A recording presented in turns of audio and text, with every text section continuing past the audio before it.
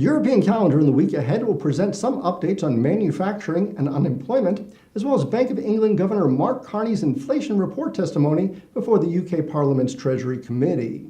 The week shifts into gear Tuesday with fresh unemployment figures from France and Russia, as well as Swiss trade data. BOE Governor Carney will also deliver his inflation report to the UK Parliament in London, along with other members of the bank's Monetary Policy Committee. At its last meeting, the BOE's MPC elected to maintain its bank rate at 0.75%, as well as its purchases of corporate and government bonds. Meanwhile, the central bank said the UK's economic outlook will depend largely on the nature of EU withdrawal, notably in the form of new trading arrangements, and that its path of monetary policy will depend largely on the impacts to demand, supply, and the exchange rate.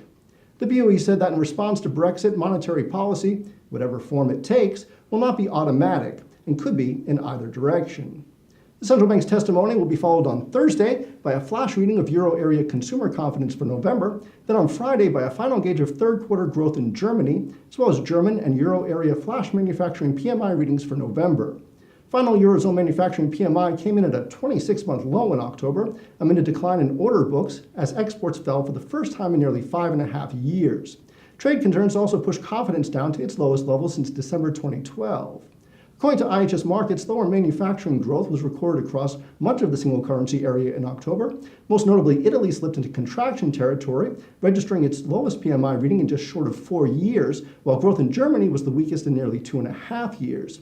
IHS Markit chief business economist Chris Williamson said that growing risk aversion, linked in turn to worries about the global economic environment, trade war worries, political uncertainty, and rising prices appears to be hitting a demand for a wide variety of goods. And the combination of destocking, deteriorating order books, and drop in business optimism will add to concerns that growth risks are shifting to the downside rather than being broadly balanced, as indicated by the ECB. Elsewhere on the corporate front, German industrial manufacturer Siemens will be going on a 2-day roadshow in the early part of the week after the company said earlier in November it was embarking on a new €3 billion share buyback program. In the meantime, select the event calendar option in the IBKR Trader workstation for a full list of U.S. and global corporate events and earnings, dividend schedules, economic data, IPOs, and more. I'm Steven Levine for Interactive Brokers, asking you to enjoy the week ahead.